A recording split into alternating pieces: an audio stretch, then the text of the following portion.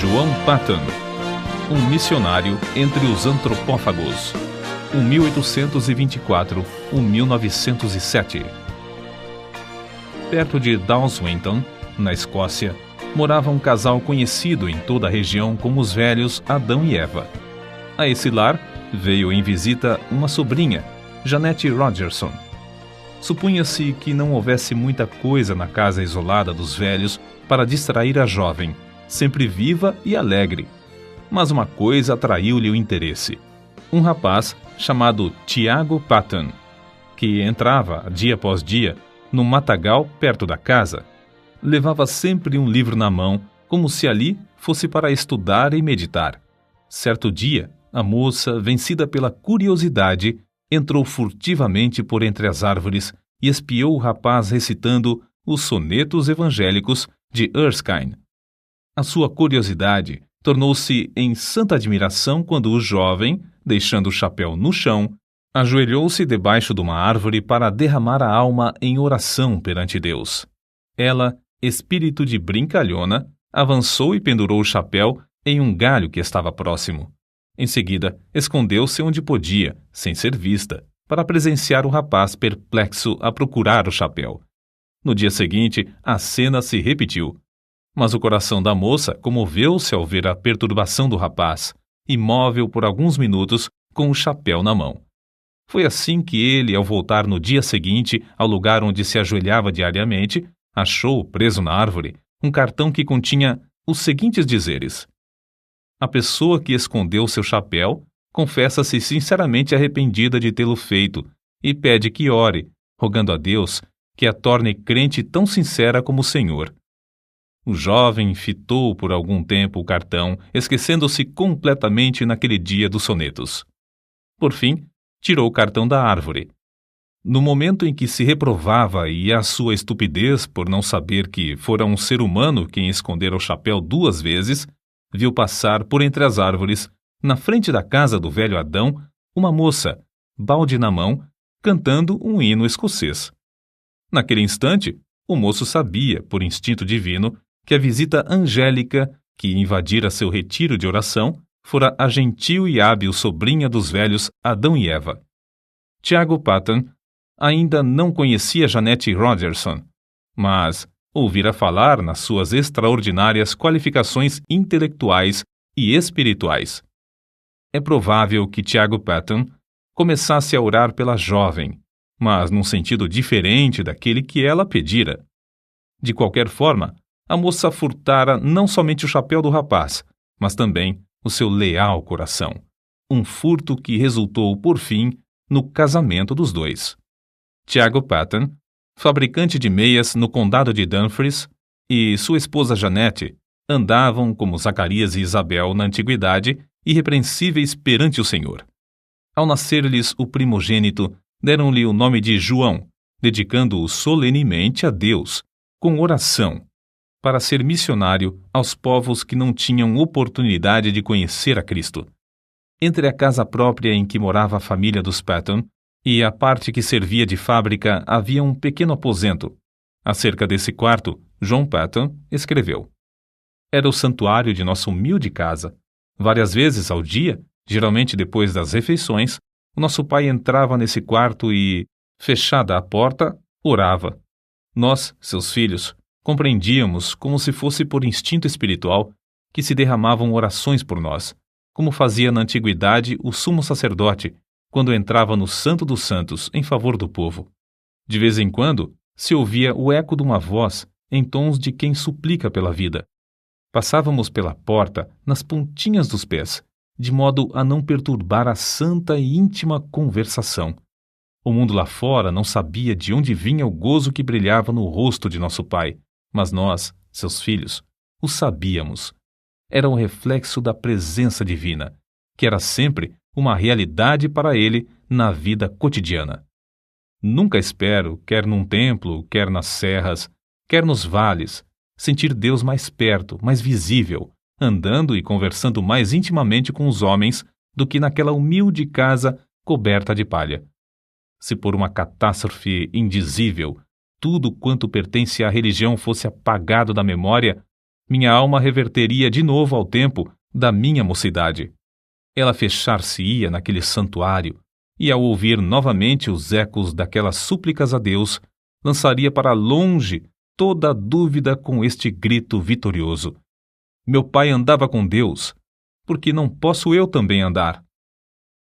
Na autobiografia de João Paton, vê-se que as suas lutas diárias eram grandes, mas o que dizemos agora revela qual a força que operava para que ele sempre avançasse na obra de Deus.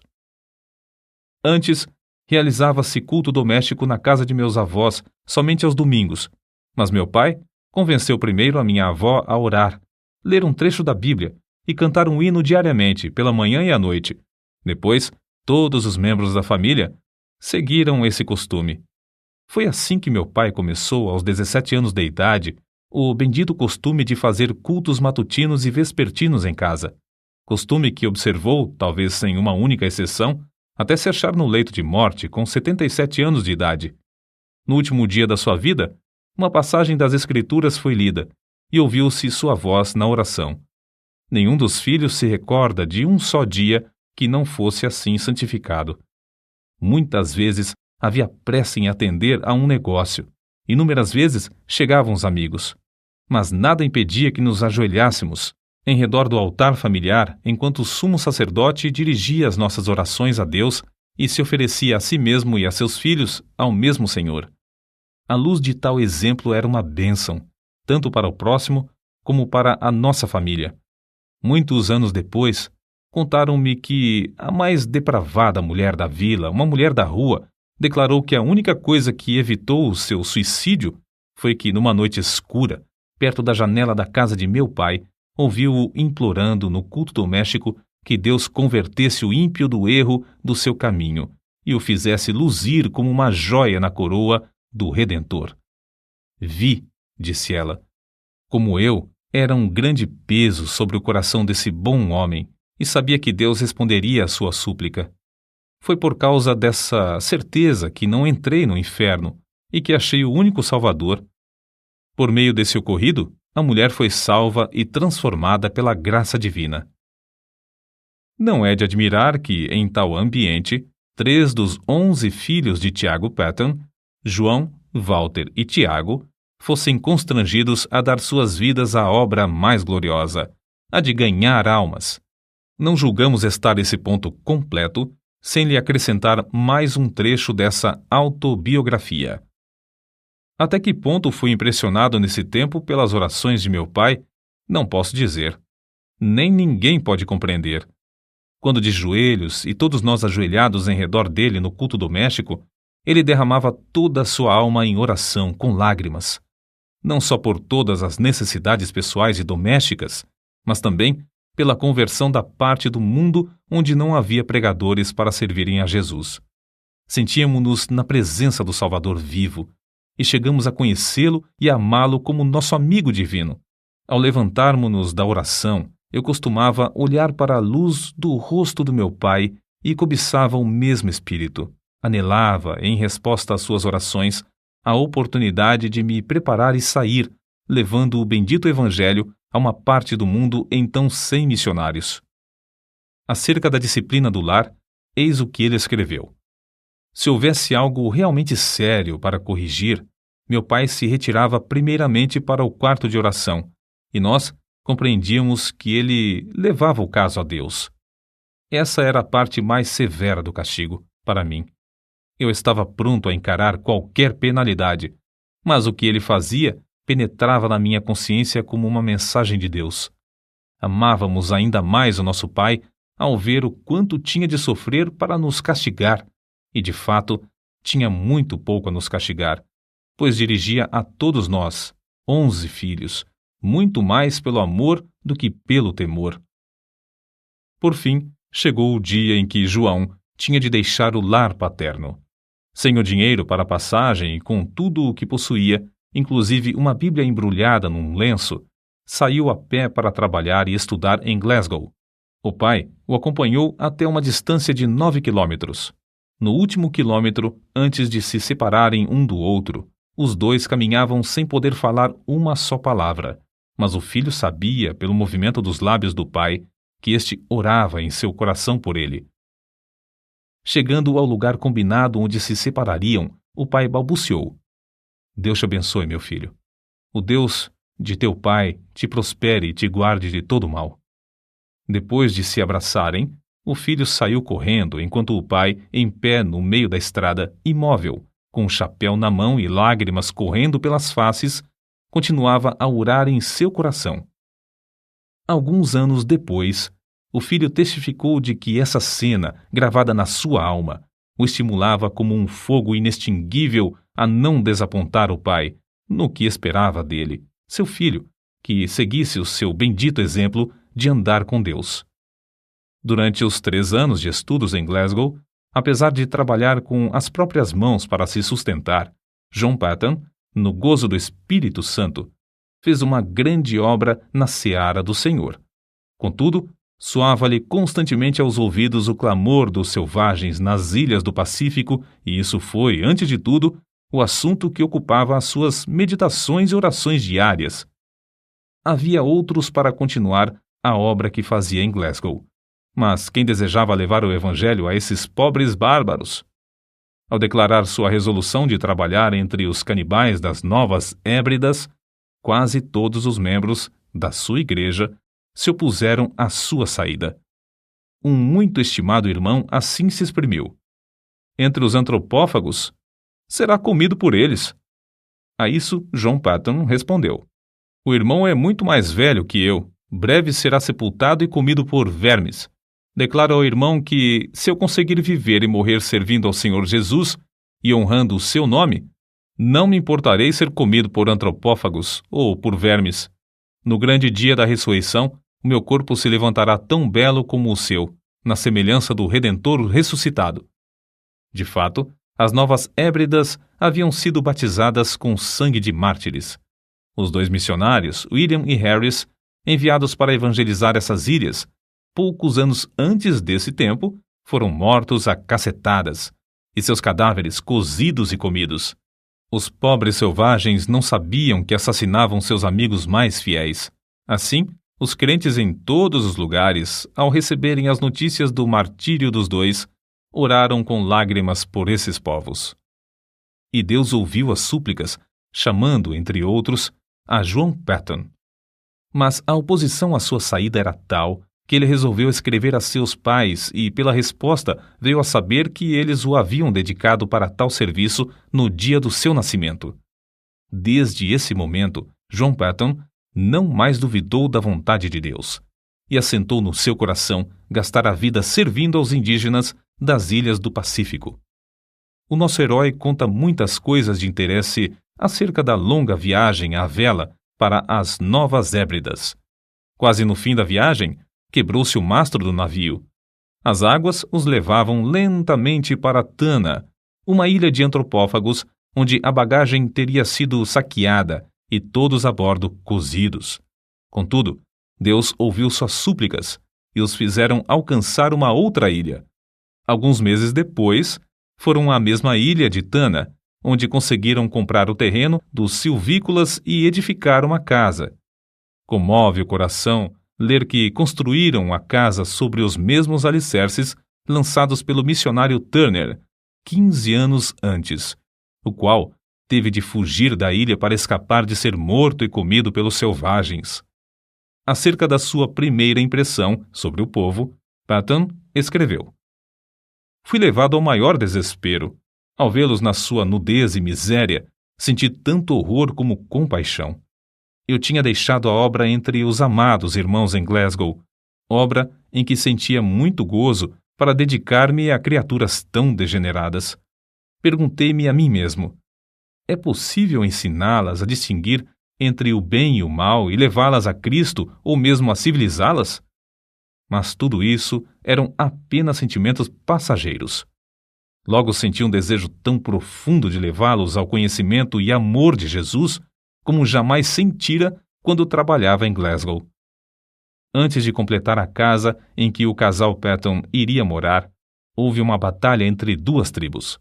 As mulheres e crianças fugiram para a praia, onde conversavam e riam ruidosamente, como se seus pais e irmãos estivessem ocupados em algum trabalho pacífico. Mas, enquanto os selvagens gritavam e se empenhavam em conflitos sangrentos, os missionários entregavam-se à oração por eles. Os cadáveres dos mortos foram levados pelos vencedores a uma fonte de água fervente, onde foram cozidos e comidos. À noite ainda se ouvia pranto e gritos prolongados nas vilas em redor. Os missionários foram informados de que um guerreiro, ferido na batalha, acabara de morrer em casa. A sua viúva foi estrangulada imediatamente, conforme o costume, para que o seu espírito acompanhasse o do marido e lhe continuasse a servir de escrava. Os missionários, então, nesse ambiente da mais repugnante superstição, da mais baixa crueldade e da mais flagrante imoralidade, esforçavam-se para aprender a usar todas as palavras possíveis desse povo que não conhecia a escrita. Anelavam falar de Jesus e do amor de Deus a esses seres que adoravam árvores, pedras, fontes, riachos, insetos, espíritos dos homens falecidos, relíquias de cabelos e unhas, astros, vulcões, etc.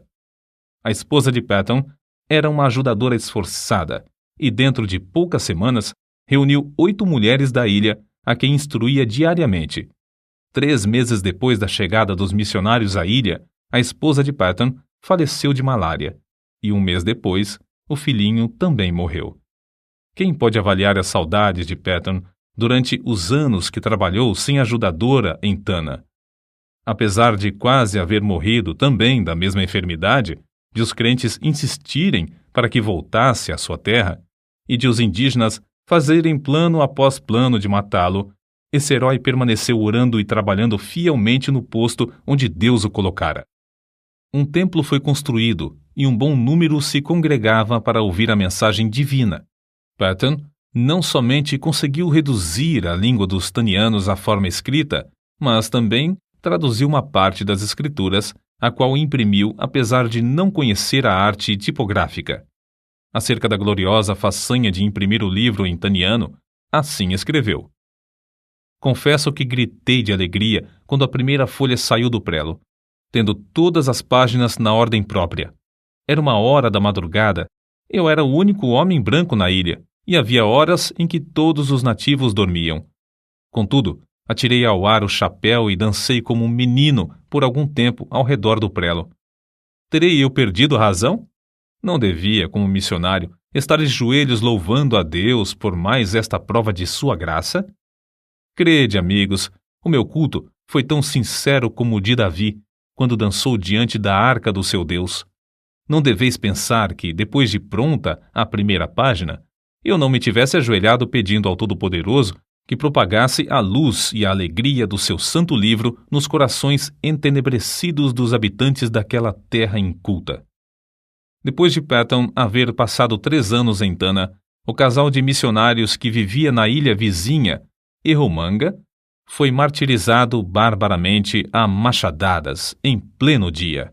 Ao completar 4 anos de estada em Tana, o ódio dos indígenas dessa ilha chegou ao auge. Diversas tribos combinaram matar o indefeso missionário e findar, assim, com a religião do Deus de amor em toda a ilha. Contudo, como ele mesmo se declarava imortal até findar sua obra na terra, evitava em pleno campo os inúmeros golpes de lanças, machadinhas e cacetes armados pelas mãos dos indígenas, e assim conseguiu escapar para a ilha de Aneitium. Planejou então ocupar-se na obra de tradução do resto dos evangelhos na língua taniana, enquanto esperava a oportunidade de voltar a Tana. Porém, sentiu-se dirigido a aceitar a chamada para ir à Austrália. Em poucos meses, animou as igrejas ali a comprarem um navio à vela para servir aos missionários.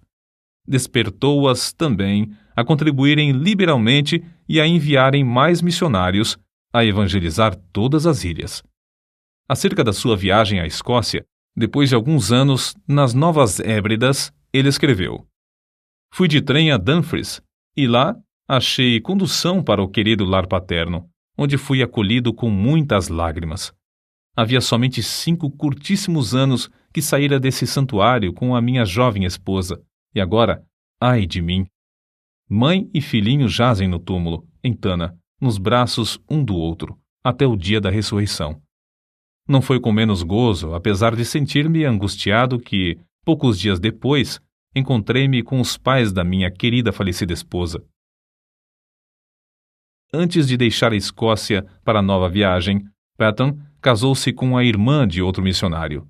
Chamada por Deus a trabalhar entre os povos mergulhados nas trevas das Novas Hébridas, ela serviu como fiel companheira de seu marido por muitos anos. Meu último ato na Escócia foi ajoelhar-me no lar paterno durante o culto doméstico, enquanto meu venerando pai, como sacerdote, de cabelos brancos, nos entregava uma vez mais aos cuidados e proteção de Deus, Senhor das famílias de Israel. Eu tinha por certo, quando nos levantamos da oração e nos despedimos uns dos outros, que não nos encontraríamos com eles antes do dia da ressurreição. Porém, ele e minha querida mãe, com corações alegres, nos ofertaram de novo ao Senhor para o serviço entre os silvícolas. Mais tarde, meu querido irmão me escreveu que a espada que traspassara a alma da minha mãe era demasiado aguda e que, depois da nossa saída, ela jazeu por muito tempo como morta nos braços de meu pai. Prestes a regressar às ilhas, Patton foi constrangido pelo voto de todos os missionários a não voltar a Tana, mas abrir a obra na vizinha ilha de Aniwa. Dessa forma, tinha de aprender outra língua e começar tudo de novo. Na tarefa de preparar o terreno para a construção da casa em seu novo habitat, Patton ajuntou 2 cestos de ossos humanos de vítimas comidas pelo povo da ilha. Quando essas pobres criaturas começavam a usar um pedacinho de chita ou um saiote, era sinal exterior de uma transformação, apesar de estarem longe da civilização. E quando começavam a olhar para cima e a orar àquele a quem chamavam de Pai, nosso Pai, meu coração se derretia em lágrimas de gozo, e sei, por certo, que havia um coração divino nos céus que se regozijava também. Contudo, como em Tana, Patton considerava-se imortal até completar a obra que lhe fora designada por Deus. Inúmeras vezes evitou a morte agarrando a arma levantada pelos selvagens contra ele, a fim de o matarem. Tempos depois, a força das trevas unidas contra o Evangelho em Aniwa cedeu. Isso data do tempo em que cavou um poço na ilha. Para os indígenas, a água de coco para satisfazer a sede era suficiente, porque se banhavam no mar e usavam pouco a água para cozinhar, e nenhuma para lavar a roupa. Mas para os missionários, a falta de água doce era o maior sacrifício. Por isso, Patton resolveu cavar um poço. No início, os indígenas auxiliavam-no na obra, apesar de considerarem o plano do deus de Misse dar chuva de baixo uma concepção nada lúcida. Mas depois, amedrontados pela profundeza da cavidade, deixaram o missionário a cavar sozinho, dia após dia, enquanto o contemplavam de longe, dizendo uns aos outros: quem jamais ouviu falar em chuva que vem de baixo?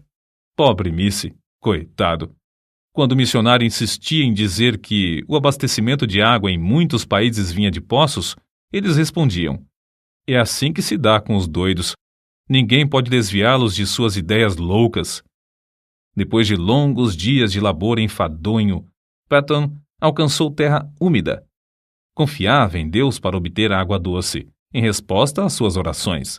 Contudo, nessa altura, ao meditar sobre o efeito que causaria entre o povo o fato de encontrar água salgada, sentia-se quase que tomado de horror. Sentia-me, escreveu ele, tão comovido que fiquei molhado de suor e tremia-me todo o corpo, quando a água começou a borbulhar de baixo e a encher o poço. Tomei um pouco de água na mão, levei-a à boca para prová-la. Era água potável, era a água viva do poço de Jeová. Os chefes indígenas, com seus homens, a tudo assistiam. Era uma repetição em escala reduzida do episódio em que os israelitas rodearam Moisés quando ele fez água sair da rocha. O missionário, depois de passar algum tempo louvando a Deus, ficou mais calmo, desceu novamente, encheu um jarro da chuva que Deus Jeová lhe dava pelo poço e entregou-o ao chefe. Este sacudiu o jarro para ver se realmente havia água dentro.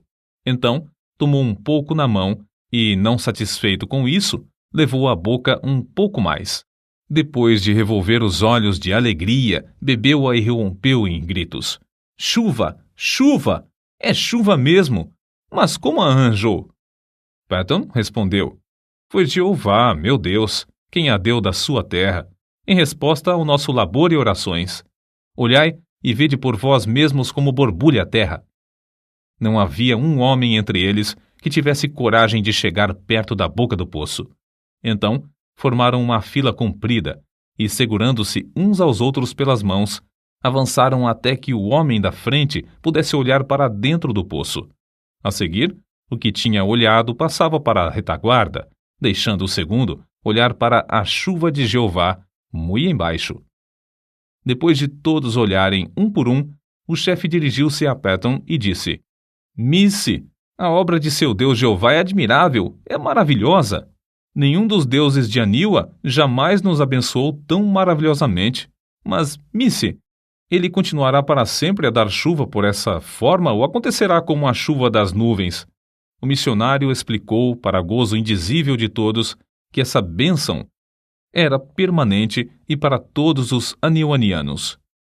Durante os anos que se seguiram, os nativos experimentaram cavar poços em 6 ou 7 dos lugares mais prováveis, perto de várias vilas. Todas as vezes que o fizeram, ou encontraram pederneira, ou o poço dava água salgada. Diziam entre si, sabemos cavar, mas não sabemos orar como Missy, e, portanto, Jeová não nos dá chuva de baixo. Num domingo, depois que Patton alcançou a água do poço, o chefe Namakei convocou o povo da ilha. Fazendo seus gestos com a machadinha na mão, dirigiu-se aos ouvintes da seguinte maneira: Amigos de Namakei, todos os poderes do mundo não podiam obrigar-nos a crer que fosse possível receber chuva das entranhas da terra, se não a tivéssemos visto com os próprios olhos e provado com a boca. Desde já, meu povo, devo adorar ao Deus que nos abriu o poço e nos dá chuva de baixo. Os deuses de Aniwa não podem socorrer-nos como o Deus de Missy. Para todos sempre, sou um seguidor de Deus Jeová. Todos vós que quiserdes fazer o mesmo, tomai os ídolos de Aniwa, os deuses que nossos pais temiam, e lançai-os aos pés de Missy. Vamos a Missy para ele nos ensinar como devemos servir a Jeová, que enviou seu filho Jesus para morrer por nós e nos levar aos céus. Durante os dias que se seguiram, grupo após grupo dos silvícolas, alguns com lágrimas e soluços, outros aos gritos de louvor a Jeová, levaram seus ídolos de pau e pedra perante o missionário. Reunidos em montes, os ídolos de pau foram queimados, os de pedra enterrados em covas de 4 a 5 metros de profundidade, e alguns, de maior superstição, foram lançados no fundo do mar, longe da terra. Um dos primeiros passos da vida cotidiana da ilha, depois da destruição dos ídolos, foi a invocação da bênção do Senhor às refeições. O segundo passo, uma surpresa maior e que também encheu o missionário de gozo, foi um acordo entre eles de fazer culto doméstico de manhã e à noite. Sem dúvida, esses cultos eram misturados por algum tempo com muitas das superstições do paganismo. Mas Patton traduziu as escrituras, imprimiu-as na língua aniwaniana e ensinou o povo a lê-las.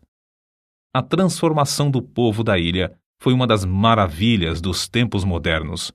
Como arde o coração ao ouvir acerca da ternura que o missionário sentia para com esses amados filhos na fé, e do carinho com que esses, outrora cruéis selvagens que comiam carne humana, mostravam para com o missionário. Que o nosso coração arda também para ver a mesma transformação dos milhares de indígenas no interior de nosso querido Brasil. Patton descreveu a primeira ceia do Senhor com as seguintes palavras: Ao colocar o pão e o vinho nas mãos, outrora manchadas do sangue da antropofagia, agora estendidas para receber e participar dos emblemas do amor do Redentor, antecipei o gozo da glória até o ponto de o coração não suportar mais. É-me impossível experimentar delícia maior antes de eu poder fitar o rosto glorificado do próprio Senhor Jesus Cristo.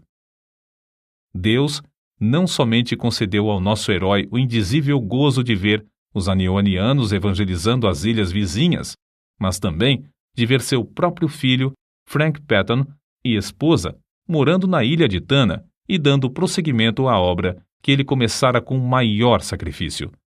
Foi com a idade de 83 anos que João G. Patton ouviu a voz de seu precioso Jesus chamando-o para o lar eterno.